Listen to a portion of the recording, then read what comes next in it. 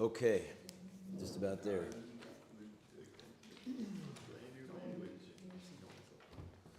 We're missing some kids, huh? It's always fun. What about Ruby? Also, Yoshua. Yoshua's in the game. Yoshua also. Are we starting? We're live. And 3. We're live. Cutting off the count. We're in already. All right, so let's do a small review. We did some interesting logic games yesterday. And we also brought in a little bit of a different mimer to compare notes with this one. I think it was actually very helpful because, to be honest with you, in the other mimer, Rani Basimchi, that we did a couple of weeks ago, he elucidated this very idea a little bit differently, helpful. But let's look at it. So we were saying that when it comes to Yahi Hashem Elokainu imanu, kasher haya ima voseinu, right? Hashem was with us like He's with our forefathers. We focus on the idea that with us, that we are the main sort of subject of that conversation, and Hashem is only secondary to us. And this is the function of the word im, right? That when you have im, the second thing that is said, that thing it's with is the primary, and the thing that's with it, so to speak, is tafel. That didn't come out very clear, but you know what I'm saying. Then we explained that there's a similar function with the word es. That also when you say the word es in front of another word, it also refers to a primary and secondary. Who remembers there's a difference between im and es? In fact, we had the same group of people that were both im Moshe Rabbeinu and Benasu ito es. They also were with Moshe Rabbeinu in the word with the word im and es. Who were those people? What's that? Who were the people that we used as an example in the Torah that were both Yisyatsu imo sham, that they stood with Moshe, imcha, and they were also nasu ito. They also had the Indian of es with him. 71? 70 elders. 70. Moshe Yitzchak, l'chaim. Well done. Right, so we had an example of the word im and es with the 70 elders and Moshe in both categories. What was the difference between im and es? You remember? Nobody? The im was similar and the s is different? Sort of. They both represent Iker and Tafel. They both represent Iker and Tafel. There's one thing that's the main, one that's a secondary. But you're right. S showed on a less level of comparison. The truth is that both the im and the s, which one is primary and one is secondary, they also show on a similarity between them, right? In other words, that the two things are compared to each other. Like, for example, the 70 elders are compared to Moshe, and also we had an example of es basaro, that we said that the skin of the animal, the hide, is es basaro. It's connected and secondary to the flesh of the animal, but connected. But what's the difference between im and es is that im shows, it's the emphasis is more highlighting the connection between them. S is minimizing the connection between them. They both show us that there's a similarity. You can't have im or s without a similarity.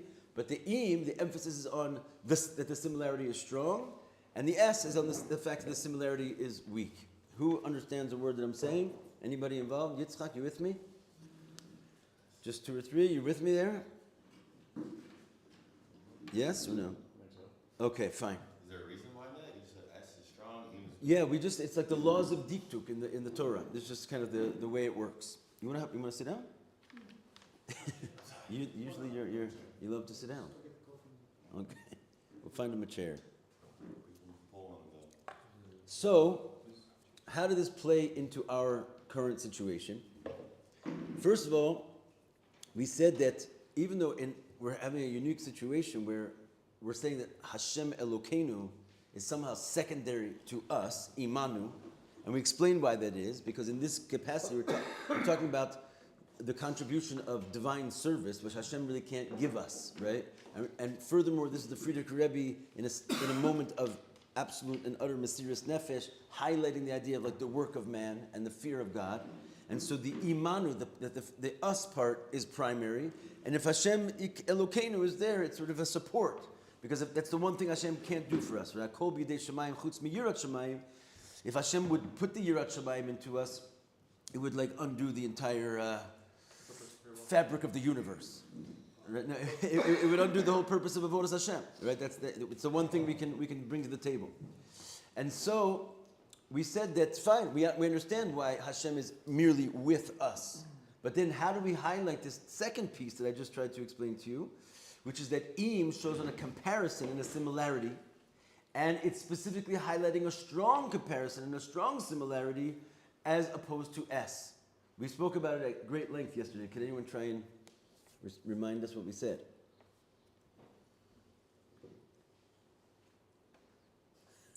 The moment you say it, It is early in the morning, I'll give you that. What was the question again? We know that the word im has really, and s, they really have two connotations. On one hand, they denote primary and secondary. In this case, we are the primary, Hashem is the secondary, strangely, but that's how we understood it. But they also connote a similarity between the two things, right? That which is with the other thing is also compared to the other thing. And the reason we brought the S department is because the im highlights the similarity as a very strong similarity. When you use the word im, you're making a note of the fact that the secondary and the primary are really compared to each other. When you use the word s, you're minimizing the comparison. So what is so significant about the comparison between us and Hashem in the pasuk that we're working on, Yahi Hashem Elokainu imanu? We're being compared as similar to Hashem. So we said the comparison was, trying to put your thinking caps on because it confused you yesterday and I see that didn't really settle in just yet. The comparison was the inyan of Iker and Tafel itself. Meaning to say that what's the comparison? Just like we are the primary and Hashem is the secondary, well, there's a great comparison the other way around, which means you can also compare and say Hashem is the primary and we're the secondary. It's like a move over there, but it works, right? That's the comparison. You're comparing the strength of being the primary one. So the secondary one also has that strength of being the primary one.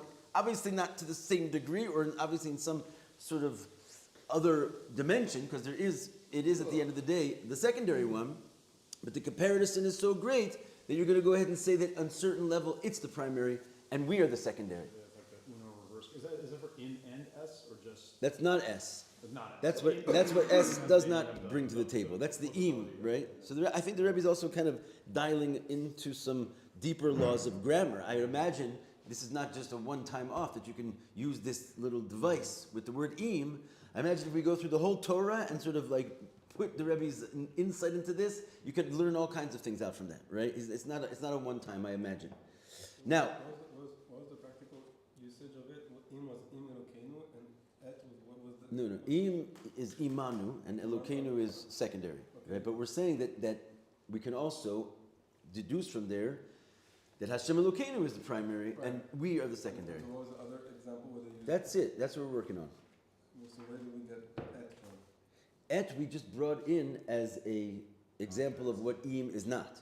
Okay. Right? That there's a de-emphasis on the comparison between the two things when there's an S. And there's an overemphasis on the comparison when there's an im. It doesn't source anything to show you that that's the case. It just tells you. Well, he does explain that, for example, there's a beautiful example he gives, that there's like you said, the 70 elders are both compared to Moshe with an im and an S. And what's the difference? Why, when they're compared to an im, we said, it was when, do you remember when that was? It was when they were in the Oel Moed, and Hashem was speaking to them. So when Hashem was speaking, they were like drawn in to talk to God for the first time, and they're all standing before Hashem. They're called im because compared to Hashem, there's a strong comparison between the two of them because the infinite God is above them and sort of equalizing their differences to a certain degree. When it came to carrying the burden of the Jewish people, they're called nasu ito because they don't carry in any way compared to how Moshe carries, right? So we just use it as an example of what im is not. So we can come with this radical new idea and say the comparison with im is so strong that it actually flips the tables. It makes the secondary primary and the primary secondary. Now, we're not here to learn grammar, right? What is the lesson behind this? So we start to explain that first of all, the fact that we are primary and Hashem is secondary is coming to explain that you really cannot get the ball rolling with avodas Hashem at all unless it's coming from you, right? If you're coerced, or if Hashem is sort of forcing you, or there's a force of a mitzvah involved, then you can't really say that it was a pure avodas Hashem, because it doesn't permeate you in an inward way. And what's the sort of the proof? That we're trying to be avadim to Hashem, servants to Hashem. And a real servant is not a servant that you basically force him to do what you want him to do, because inwardly he might hate you and want to rebel against you at every step. So yes, you might have controlled his behavior, but that's not what we call like an eved ne'ema, right? Like Moshe's called a trusted servant. A trusted servant is you can trust him with your eyes closed. You can give him the keys to the castle, and he's going to take care of it better than you are. He inwardly is on board. So the idea is that it has to come from him. You cannot force a person to do that. It must be accepted, right? So on one hand, we're emphasizing the idea that avodas Hashem is imanu. It's all about us, and Hashem is secondary. However, did you want to ask a question? Finish? Maybe 20 minutes. However, we now want to come and say, flip the tables, right? That if you and this I'm borrowing 100% from this other mimer, because just to be perfectly honest with you, I don't think I would understand this mimer if we didn't just read Rani B'Simchi Bas Tzion, where he totally lays this exact concept out in another way. We spoke about the whole mimer yesterday. I'm not sure if it's worth to repeat the whole mimer. But essentially what he learns over there is that, come on in, Levi, we'll find you a chair, is that, we're going to have to find a chair. There's chairs, here's the stack of chairs right here. The idea is that when you are doing it on your own, right? When you're doing it on your own and it's coming from you, yes, it has the maila, which is required, necessary advantage that it's actually, inwardly accepted. But there's a problem when it comes from you. What's the problem when it comes from you? What's the problem when it comes from you? This is like the whole beauty of it. And by the way, I just want to point out one more thing before you give the answer. We said that when it comes from you, this can be sort of symbolized in the ultimate expression of divine service, which is Mesiras Nefesh, but specifically in Mesiras Nefesh on things that you're not commanded to have Mesiras Nefesh for. Like exactly what the Frierdiker Rebbe was doing on the back of this train, willing to give his life literally so that we can preserve the teaching of the Aleph base in the manner of Kametz Aleph A, and not allow the Russians to sort of switch the way we teach our children, even though we're going to continue to teach them Aleph base. So this is what he was busy on about, and Mesiras Nefesh on something which is not even required Mesiras Nefesh. That shows that it's completely voluntary, right? I'm willing to die for things that you're not even asking me for. So while that's the greatest quality, and there's no higher quality than that, why are we looking to say that that's actually secondary? When we switch the tables, what's missing? What's missing in that form of avoda? Still Yeshus. Yeshus. It's not. It's obviously an act of total self-sacrifice, but there's a little dot that can't be removed of self involved. Because in a certain sense, like we said in the previous mimer, you can sort of pat yourself on the back. In other words, you're like basically, I'm willing to give my life for God. Since it's coming from me, I'm volunteering this. I can't completely remove some sense of self from this. And we gave an example from the other mimer. I feel like it's one mimer at this point. The other mimer, we said, like a servant who sells himself, right? There's such a thing called an Eved Ivri, where you could be a Jewish slave. You either sell yourself, if you run out of money and you can't pay your debts, you have to sell yourself, or if you steal and you get caught, don't have any money, the Beis Din sells you. We said when you sell yourself, if you recall from yesterday, yes, you're a slave, but it's a restricted level of servitude because your master cannot give you a Canaanite slave in order to procreate. In other words, you still have some ownership over your body. It's not ultimate servitude, which in this case we're saying is sort of a lack. Right? He doesn't have the ultimate bittul to Hashem. He's not owned by Hashem through and through. Whereas if the Beis Din will sell you, which means it's happening against your will, and you're not volunteering yourself, but you're forced to, then the bittul is through and through, and he owns you, he can even make babies out of you, right? So now we're seeing all of a sudden that being forced is actually better. And that's what we're saying, that the imanu, which a moment ago was the primary, we can also learn this strange mirroring logic grammar situation where the Imanu becomes secondary to the Hashem Elokainu. Because there's something missing if you just stay primary with it's coming with I'm the one doing the Avodas Hashem. You have to also switch it and realize that there must be also a notion of being forced. That when the Beis Din sells you, when Hashem forces you to do it, it's even at a certain level much higher than you're doing yourself. So even though they're opposites, so how do we explain? Is it the primary thing that I'm doing it myself? Or is the primary thing that I'm being forced and commanded? How do we learn it? Again, so this other mimer really explains it to us. It first and foremost, and that's why the Imanu is really the primary one, right? We said we can do the switch, but at the end of the day, we're not switching it like indefinitely. It says Hashem Elokeinu Imanu, which means we, being the primary, is primary, right? Because the first thing that has to happen is your total submission and you're in. And where do we see an example of this? In the giving of Torah. Nasa v'nishma was our Frierdiker Rebbe moment, right? We're being totally giving ourselves over, but it's coming from us. We will do and we will hear, I'm in no matter what you say, but it's missing something because I'm deciding to do that. And then what happened, that was on the 5th of Sivan. We accepted the Torah, Nasa v'nishma. That's like a slave who sells himself. The next day, Har Sinai, Hashem holds the mountain over our heads. Holding the mountain over your head says, thank you, I appreciate your service, and if you don't do it, I'm going to kill you. Which means that he's forcing you, after all your Mesiras Nefesh and your willingness, he then nonetheless forces you because he's doing you a favor. You're stuck with your own yeshus if you do it yourself, and here he brings like stage 2, which is even if you don't want to do it yourself, you're going to have to do it. So here's how it works. If it starts out by you being forced, in other words, if the mountain would have been held over our heads before we accepted, that's no good. Because that doesn't give us the ability to actually sacrifice ourselves. We're being sacrificed and there's no bittul panimi there. But if the mountain over your head comes after you sacrificed yourself, then it's like icing on the cake. Then not only have you given your entire soul to Hashem, but even the parts that you can't get rid of yourself, He'll take them away from you. And this is essentially what we mean when we say Hashem Elokeinu Imanu. First it's us and then Hashem is secondary, but then we learn this little device where Hashem is primary and we're secondary after the fact. Gewaldig. That's how it works. That's how it works, gentlemen. Okay. Going on to page Yud Aleph. And I do want to remind everyone today is Chaf Hey of the month, which we want to say Ashrei Tamimei Darech. That's the Tehillim of the day. Okay. So where did it come from? I don't know. Second paragraph down from Yud Aleph. You see it? Yesh L'Hosif. Let's add. Ta'al Yedei Bitul Elokus.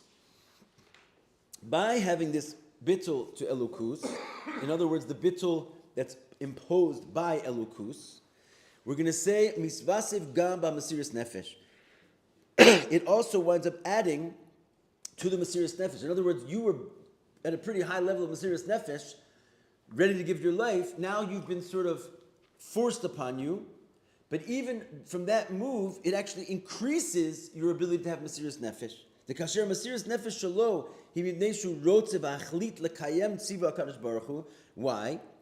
Because when your Mesiras Nefesh is because you decided, right, to fulfill the command of Hashem, gam kishat tzurich lezel Mesiras Nefesh. In other words, you're so in that you want to do Hashem's will, and even if it's going to cost you your life, hariyesh etzlo nesinas makom, you still have a place, a choice. She'efshar liyos gam ba'ofen acher. It could be otherwise. In other words, thank God you're so amazing, and you're not going to choose the other choice. You're going to say, when push comes to shove, I'm going to do Hashem's will, even when it's hard, even when it's impossible, even if you're going to kill me. But the reality is, since you're choosing that, there is another option on the table. You're not taking that option, but there exists another option. You can choose otherwise. The fact that in actuality you stand strong, it's because you decided so, right? The ball's in your court. Not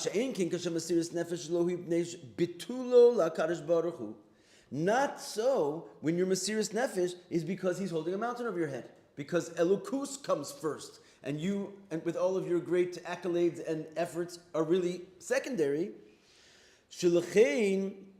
Kol mitzvah shetziva HaKadosh Baruch Hu etzlo ba'ofen she'ein shayach klal shelo l'kaima.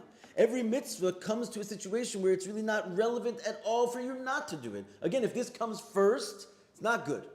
But once you're willing to stand in Mesiras Nefesh, and that's the decision you make, there's like a hole in your boat. Because theoretically, it could go the other way. You could change your mind.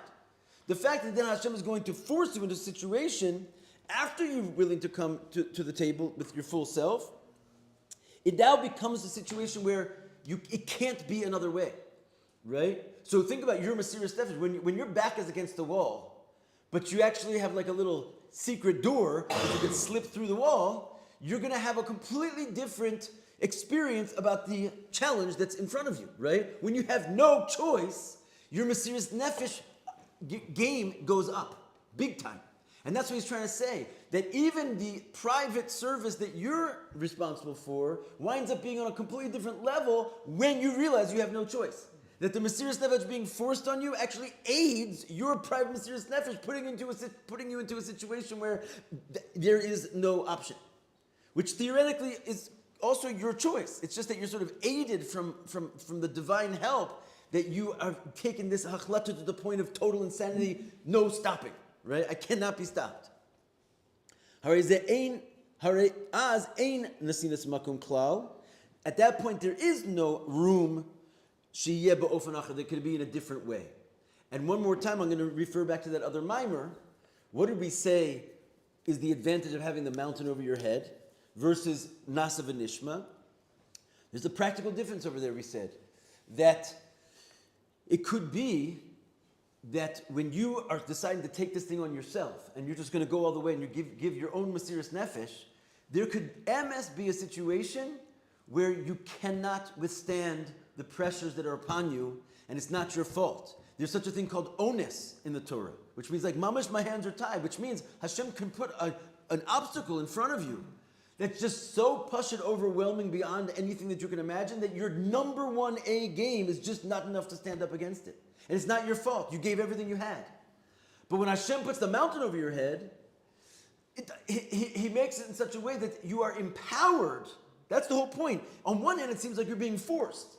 But what the Rebbe is trying to say here, this is where this mimer informs on the other mimer, it's that it's empowering your own Mesiras Nefesh. The fact that you know there is no way out, it makes you be able to overcome the obstacle that you cannot overcome. When is it true that onus patre, that when you're onus, you're patre from the mitzvah, when it's within your own kochos, when it's with your own power? What can I do? It's not my fault. But if you're forced, that you can't claim onus, you'll do it anyway. Hashem's going to hold a mountain over your head. You're going to do it. So when he puts that over your head, he basically empowers you to be able to do literally anything, because at that point it's not your koach that's doing it. It's still your decision, it's still your imanu, but he's now infused you with supernatural powers to overcome impossible odds. Hence, Am Yisrael, basically. Right? This is basically how we got the Torah. We've done it over and over again, and we're doing it right now. L'chaim. Basically solidifying your decision. To a point of like sort of beyond seichel legamri. Right? It's a point that you have no other decision. There's no better solidification than that. You have to make a decision first for Hashem to solidify it. Exactly. Good. So let's move on. Os he. V'zeu yihi Hashem Elokainu imanu kasher haya im avoseinu. You know that the mimer is coming to a close when he gets back to the beginning, right? So this is what it means. Hashem should be with us like he was with our fathers. Davodas ha'avos. Now, let me explain one thing. If from the beginning of the mimer, who can remember what the Frierdiker Rebbe said in this moment of Mesiras Nefesh?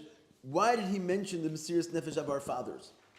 He said Hashem should be with us like he was with our fathers. Got to use your little memory there. Who was there in the beginning? What's the pshat of this pasuk? Basically, that he should be with us like he was with our fathers. It's because we don't have Mesiras Nefesh. Very good, Yitzchak. You're the man. He said basically, even though we don't deserve it, because we don't have Mesiras Nefesh, nonetheless, you should be with us like you were with our fathers who did have Mesiras Nefesh. Now, what do we point out? The ludicrousness of that statement as he's standing there willing to die for Kamatz Aleph Ah, right? The crazy level of Mesiras Nefesh. How could you say we don't have Mesiras Nefesh? And then we tried to exclude him from the group because maybe the Am didn't have Mesiras Nefesh, but he wasn't talking about the Rebbe. But then we said no because he included himself. He said, we don't have Mesiras Nefesh. And he put himself in. Remember, you asked that question. So now we're attempting to answer that part. You know, how do we understand the words Hashem should be with us like he was with our fathers? They had Mesiras Nefesh, we don't. What does he mean? We're going to that arena right now. When it comes to the service of the fathers, two things are emphasized. One, first of all, they did the whole Torah before it was given. Right? Avraham, Yitzchak, and Yaakov, they lived before Matan Torah, and yet they performed all the mitzvahs of the Torah.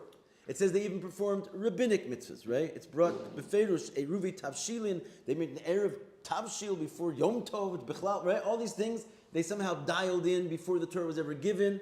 What Yom Tov were they celebrating? Right? Pesach, which didn't happen yet. They knew it all. Somehow, spiritually, they were able to fulfill all 613 mitzvahs and their rabbinic counterparts.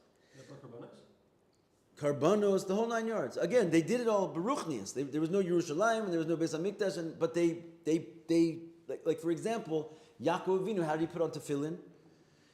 You know the whole story where he whittled the stick and had the, sure, it's written in the Chumash that he was trying to have the sheep procreate, that few number of sheep that Lavan gave him, the speckled and spackled ones that were sort of his reward after all the 20 years of service.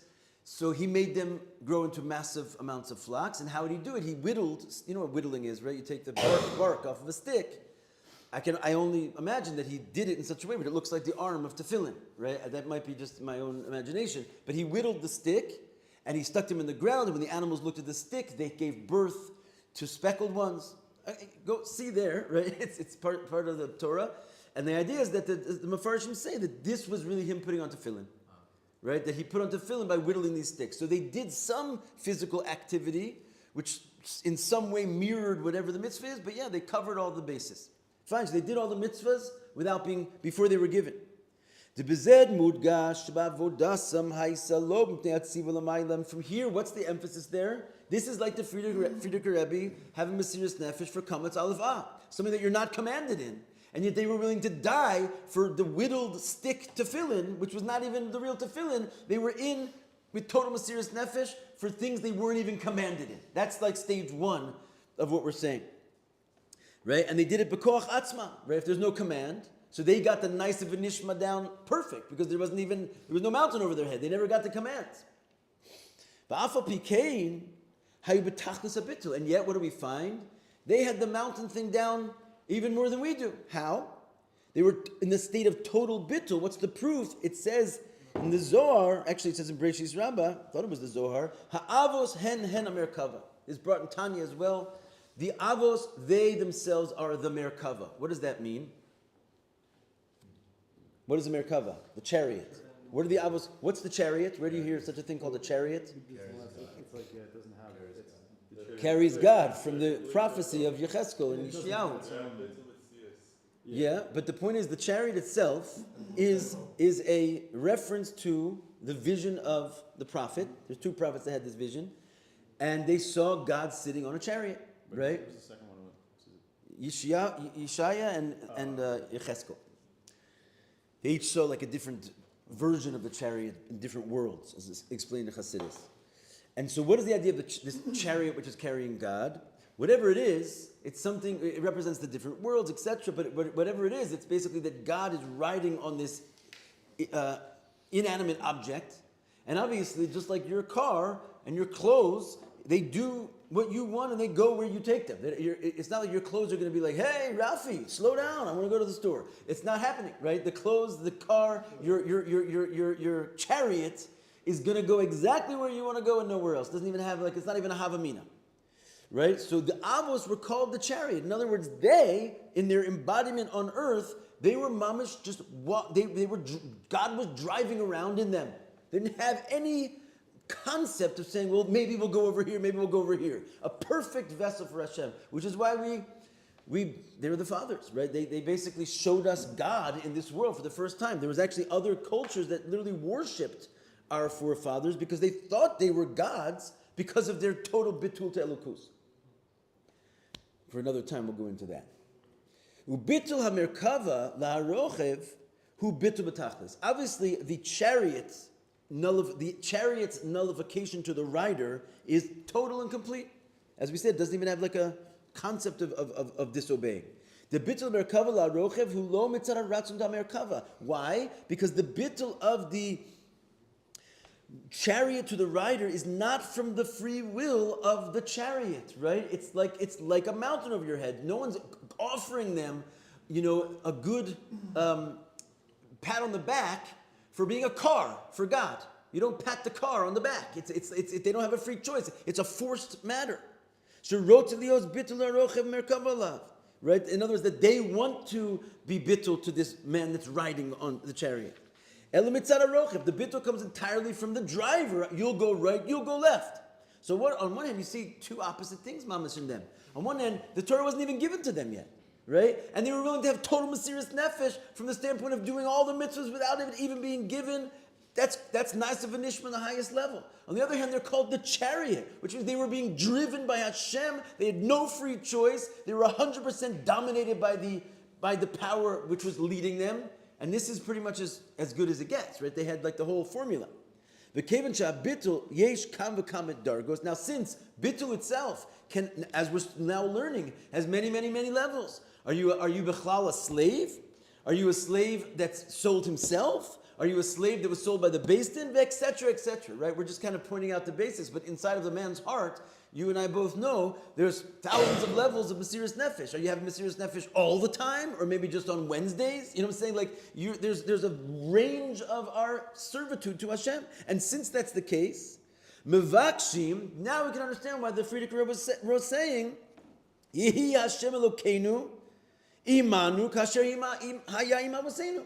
He should be with us like he was with our forefathers, meaning that the Indian of Yahi Hashem Elokeinu Imanu, the bittul that we have for godliness, should be like the bittul of the forefathers of the bittul of Merkava. And he was describing like the highest level. He wasn't, in other words, this answered the question. He knew he was having mesiras nefesh. He wasn't denying the fact that he was in a state of mesiras nefesh. But what he was saying was there's mesiras nefesh and there's mesiras nefesh. There's the mesiras nefesh of the avos, which was like the tachlis of perfection of mesiras nefesh. And what he was saying is that may Hashem be with us in our mesiras nefesh, in our bittul, like he was with our fathers and their level and darg of mesiras nefesh. Got it? The difference being it's temporary? Not necessarily temporary, but like, is it the bit? Are you selling yourself? Are you being sold? Right? Is the selling of the self happening by coercion, or is it entirely your free will? You know, we delineated here many, many levels of bittul. And again, we're only talking, there's the Merkava of Asiya, there's the Merkava of Yetzira, there's the Merkava of Bria, Atzilus, and beyond. There's so many different levels. The Avos, they were the Merkava. So he was basically saying, whatever mesiras nefesh that we're drumming up right now, of course, everybody's going to say he was acting humbly, because probably he was on a level higher than mesiras nefesh of the Avos, but nonetheless, he was making this, yes, we say things like that around here, and we mean it. And we mean it. The Rebbe one time said that the Rebbeim of Chabad, it's a known thing that the Shamos of the Avos were from Atzilus. Avram was Chesed of Atzilus, and Yitzchak was Gevurah, etc. And Moshe Rabbeinu himself was like above all the Avos. He was like the Mochin of Atzilus, the mind. And we understand that we're talking about the days of Mashiach. The idea that Mashiach and the whole end of days, the quality of the tzaddikim, even though the generations go to states of embarrassingly low, but specifically to counter that, the hero of the story goes higher and higher and higher and higher. And in fact, they from beginning to end, every generation's Moshe is higher and higher and higher than the one that came before it. This is how we understand. As the generations go down, the Mordechai of the generation, the Moshe of the generation, he keeps getting greater and greater. And he must, because he has to bring lower people to the same heights of connection. So therefore he has to bring forth deeper insights of the Torah that were not necessary for the generations that preceded him. So with all that introduction, the Rebbe said in one of the Basa Dagani Maimers that the Rebbeim of Chabad, their neshamas not from Atzilus. They come from before the Tzimtzum. There's never been neshamas like this in the world before. This is why Chabad Chassidus is a breakthrough in the Torah of Hashem that even the Arizal never saw. right? It's a known thing. The Arizal said you could speak about up until including, the Atzmus, but not including, up until and not including. In other words, there was limitations in the area of inspection and investigation that Kabbalah looked into by their own self-limitation. And it's right there that Chassidus begins its exploration. What's that? With the Baal Shem Tov, and primarily with the Alter Rebbe, who basically revealed what the Baal Shem Tov was really up to. So yes, we say things like that and we mean it. Anyway, fine. But nonetheless, in his humility, he was still saying Hashem should be with us like he's with our forefathers. Right? Because essentially, humility. Yeah. Just in what he's saying, in the capacity of the minor, is it because what he's reaching has this yeshut attached to it as opposed to the Yeah, he was worried that maybe he doesn't have the bittul of the Merkava. Right? That's why he said, like our fathers. But also, the fathers also had the first bittul down perfectly because they were moser nefesh on all things that were not commanded. Not one thing was commanded. Right. All right, and finally, let's see if we can more or less wrap this up. We'll see. Os Vav. Os Vav. The final chapter. Yes, sir. Don't we say that, isn't there a darshaning on, we talk about the Kohen Gadol, it says you should go whatever makes sacrifice to your Kohen Gadol, and Farshim asks why your Kohen Gadol is like... Ein lecha ela shofar asher b'yamecha. There's the judge in your day. Is that what you're referring to? Meaning, the way I've always learned it is that as there's Yerida Doros, don't look back and say, look, the judges then were higher, I should respect them and not my judges. Right. But then my judges, even though they're lower, corresponding to the Yerida Doros. Right. So there is an aspect of them being lower. There's aspects of them being lower. The fact that they come down and live in our generation, by definition, we give certain, honor to the forefather. We're not, like Yeshua, for example, was called the moon. Moshe was called the sun, right? But what we're saying is that the moon reveals. First of all, there's two things. Let me explain. There's two points in what you just said, and even though it's going to derail us from finishing the Maimer, it's important, especially for you joining this merry band of Hasidim here. We have to put on our best show. So there's two things, right? We believe that, and there's plenty of evidence in the Rebbe's writings to prove this from Chazal, that Moshe lo mace Moshe. It says in the Sota that Moshe never died. And the idea is that there's basically this traveling soul that came from one generation to the next, and he literally never left the world. And it's not a reincarnation where he basically left and came back as someone else, but he actually impregnates the next man down the line. And therefore, they're all the same person. So first of all, they're all the same person. So on one level, you can't be better or worse than yourself. On the other hand, we say Moshe is like the sun, Yoshua is like the moon, which means there's a descent in this person, right? But it's the same person. And obviously the person was just Moshe. He's not going down, right? Because he's just lived the life of Moshe. There's only plus Moshe now. But why do we say he's like the moon? And we point out the deficiency because the moon has things the sun doesn't have. The moon can shine at night, right? The sun obliterates. It's the exact conversation we're having right now. When the sun is there, it's like Hashem is forcing you into godliness, and therefore you can't do it yourself. So the limitation, the lack that this person puts, it seems to him, a limitation on his revelation, it brings forth new revelations. Just like when the first luchos were broken, the first ones that said they only had the book of Moshe and Yoshua. The second one had the halachas and the midrashim and all the Tanakh, right? More Torah came out when you broke the first one. Because you need greater Torah to reach a lower generation. So on one hand, we say that they're lower because they're dimming down the Torah to a lower crowd, but that very fact comes from a higher place. Because to get the Torah to contract itself and to come into our mind in the 2024, that we're understanding secrets of Elokus, and we're like, can't even tie our shoes, takes mamish someone whose neshamas from before the tzimtzum. Right? Okay. Al pi zeh, accordingly, yesh levar masha amar bal ha'geula, mir zayin dach nit gleich zu avoseinu. Right? He says, we are not compared to our forefathers. Right? He includes himself in the gang. Because they were really had Mesiris Nefesh. Remember, as we said. Sheklal gam atzmo bazeh, he included himself in this. And why? is the true nature of Mesiris Nefesh is Kisham Mesiris Nefesh Umitzana Bittul. That the Mesiris Nefesh is not just I'm all in, nice of a nishma, but there's a Mesiris Nefesh of the mountain on my head, and it's against my will, Mesiris Nefesh. That's the highest heights. The Kavan Sheba Bittul Yesh Kam V'Kama Darkos, and as we said, Bittul has many, many levels. L'chein Shayach Sheyomer Al Atzmo, it is relevant for him to say about himself, Mitzad Anava, the Rebbe points out, from humility standpoint at least, Shechaser Lo Bein Mesiris Nefesh, that his Mesiris Nefesh might have been lacking, because there's Mesiris Nefesh levels beyond comprehension. Now we can understand what he says in that famous Sicha. Now we're going back to answer the very first question we asked in the Maimer, which is that in the statement, let Hashem be with us, right? There's also a way of reading the word Yahi, that it's not a may it be, but it's a promise that it will be, if you recall. The same word has two opposite meanings. You could say, Yehi Hashem Elokainu imanu, may Hashem be with us, or you could say, Yehi Hashem Elokainu imanu, Hashem will be with us, like a promise. So how does that work? He's saying now we can understand that in the request, he also included the explanation of the promise. Vet sein mir uns, he's going to be with us. And why is that? How does it work? The two opposite things, is it a request or is it a promise?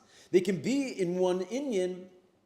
So the fact that he says that tefillah, request, and promise are two inyanim, shonim, two different things, when is that true that they're two different opposite things? Because the tefillah, the request, is me talking to you, and the promise is you talking to me. So when are they opposites? When there is a you and me. When there is like a duality involved in the situation. That's when I'm stuck in a situation where the two readings of this verse really don't go together. Gam b'tzadikim, even when it comes to the levels of tzadikim, kasher metzias, as we said, you could be a tzadik and still be in Moser Nefesh land, but still feel something of your own self, right? So even a tzaddik, if he's still holding by him a realization that he exists, right? Even at some level of dakos al kopanim, even at some refined level, right? We talk about the Tanya, not just what's the difference between a Beinani and a tzaddik, but what's the difference between a tzaddik and a tzaddik gamor, and there's a range of tzaddikim. We don't even know what a tzaddik is. We can't even fathom the level of this person, and yet we see there's a range of infinite levels of tzaddikim. What's the difference? How much they think they exist or not. They don't do any sins. Right? They're already in Moser Nefesh. The only difference is how much are they aware that they're being Moser Nefesh. So the fact that there's a metzias to the tzaddik, and there's two things here, me and God, that's why there would be a discrepancy between these two readings. Is it a request or is it a promise? Right?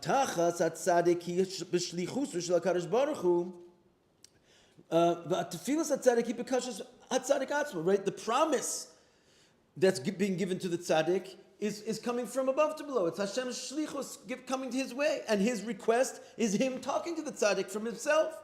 Not so in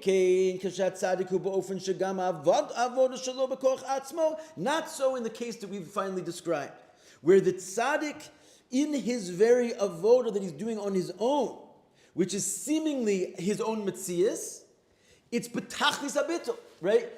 Like we said, we made an important small point there, but this is the ultimate point. That when Hashem holds the mountain over your head, He doesn't remove your Mesiris Nefesh. He just makes it like bulletproof and insanely beyond comprehension. You're still the player in the game. It's just that you've gone to a point where there's no turning back. There's no more you. There's no way out. And that's because it's infused with the oneness of God. So when you get to this state of bittul, then even your tefillah is a promise. Even your tefillah is a promise, right? In other words, you daven for something. If it's I'm asking you, maybe it won't happen because I'm the lower one and you're the higher one. If the lower one and the higher one are the same, because Hashem has basically negated your existence to the point of FS, zero. So what's in your place? If something exists where you are, there's someone asking. Who's the one asking? The same one giving. You took yourself out of the situation. The asker is the giver. So as soon as you ask, it's a promise. We find this, by the way, by a famous story of Choni Amagil. We're almost done. I just want to... Yeah, we have time. You know, the world needed rain. So they asked Choni Amagil to pray for rain, etc. He went out, he prayed for rain, it was too much. Then he went back and said, take it away. They gave less rain. There was a big miracle. Hashem listened to him, the mamash dialing in the amount of rain. But then it says, there's another story about Rabbi Shimon Bar Yochai. One day the world needed rain. And they went to Rabbi Shimon to ask for rain. He went out and he just started saying Kabbalah. Right? He said a drasha on something that had nothing to do with rain. And it started to rain. Is the door open? It had nothing to do with rain. Right? Which means that by him, he didn't even have to make a request. Like opening the mouth of the tzaddik on the level of Rabbi Shimon Bar Yochai, was basically like the poster child for this level of perfection, is that there's no asker and giver. B'chad ketirna is katarna, right? It says like he was one knot with God, and there was no two things. He became a mamash, a singularity. That level of tzaddik is essentially able to say in one sentence, Yahi Hashem Elokainu imanu, and it's simultaneously a request and a promise. That's what he's saying here. V'yesh lahosif. Let me just finish, and then you can ask. D'me'ein zeh, something of this type, shagam matzias hibabitul. That, in other words, it's a very interesting thing, because what we're saying here is that you do exist. We're not taking away your existence, because if we take away your existence, what happens? It's like Hashem holding the mountain on you before you accepted it, right? We don't want to take away your existence. Your existence is the primary, imanu. But your existence itself gets to a point of non-existence. This is like basically what God is, right? It is and isn't at the same time. It's the yesh and the ayin at the same time. When he wants a dir b'tachtonim, Hashem wants a dwelling place in this lowest world. What does he want? He wants a lowest world. He wants the tachtonim. And at the same time that the tachtonim is there, he doesn't want it to be there. He wants him to be in that place, but not at the expense of there being a world, right? So he wants there to be a world, but he wants there to be no world at the same time. It's called Metzias and not Metzias at the same time. It's basically the only thing that carries that ability is God himself. It's a fusion of absolute two opposites. And so when you're not in that state, then you're in a state of duality with Hashem. If one can nullify themselves to that state, then the duality, which is really a singularity, which is God himself, resides in your place. And you can be there and experience nothing but godliness at the same exact time. So this is what he's saying, that something like this, that you can be a thing and also not be a thing, you might say, well, okay, this is really exciting, but I'm not a tzaddik gamor. But what he's saying here is, yeah, you are. He's saying that the Frierdiker Rebbe's moment of this speech, and of course the Rebbe explaining us to it what it means, he drew this ability down inside of each and every single one of us. We can hold this space and not hold this space, right, at the same time. By the way, this is the definition of a shliach. Why? A shliach has two opposite criteria halachically in order to be called a shliach. On one hand, he has to be batul to the mishaleach. He has to do exactly what his mission is, and if he veers from it, he ends the shlichus. On the other hand, he has to be a bar das. You can't give a shlichus to a child or a shote or a cheresh. You have to give a shliach to someone who's of sound mind. Why? If your whole job is just do what I tell you, you could be a child, right? Because no, you have to be able to figure out how to do it yourself simultaneously and do nothing else what the mission is. And this is what the Rebbe called his in all our generation. Shluch, because he wanted to give us the level of the highest order of bittul. That you basically are not doing it. Someone else is doing it. You're merely a messenger. And yet he didn't tell you what to do. You have to figure out the entire story. You have to open up your Chabad house, raise the money, find the student, the whole thing. No one's helping you. And then when you do it, it's not you that did it. Right? I'm serious. This is exactly like I'm about to go to a kiddush at Shluchim. We're all going to share the exact same experience. That's exactly what it is. Because the truth is, I don't think none of these guys could do it. It's for sure the power of the Mishaleach. Who's going to open up a little Jewish synagogue in the middle of Timbuktu and it's going to be a $6 million building with, it doesn't make sense even. It's somebody else's power. And yet they did it all on their own.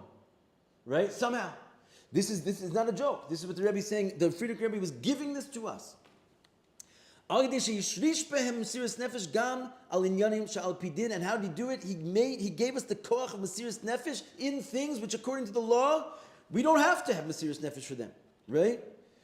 It's Mesiras Nefesh mitzad Adam from us. V'shegam Hamasiris Nefesh al Inyanim Elu, and nonetheless, even the Masiris Nefesh on these things, right? I'm going to put a menorah in the city hall, and no one's going to stop me. And by the way, they went in, they changed the laws of the Supreme Court of many states because they're putting a menorah in the city, right next to the Xmas tree because we're Jews. Who told you you have to have Masiris Nefesh for that? The guys sit in jail for that, right? Because it's insane. Because he showed us we're going to have Masiris Nefesh when we don't need to, right? And this is. And simultaneously that the Mesiras Nefesh should be in a way of total bittul. That it's impossible for it to be otherwise. We're taking this like a Merkava, that I'm not even driving this thing. Someone's driving me and it's going to happen. You can't stop. This is the Mesiras Nefesh from the standpoint of Elokus. And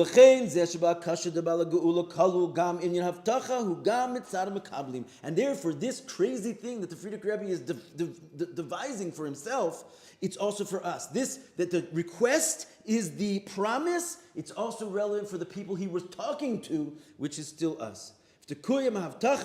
And may it be fulfilled the promise. Yahi Hashem Elokainu imanu kasher haya im avosenu al yazvenu v'al yichenu. Hashem should be with us like He's with our forefathers and not abandon us. V'lechol b'nei Yisrael ye'or beruchnias ubagashmias.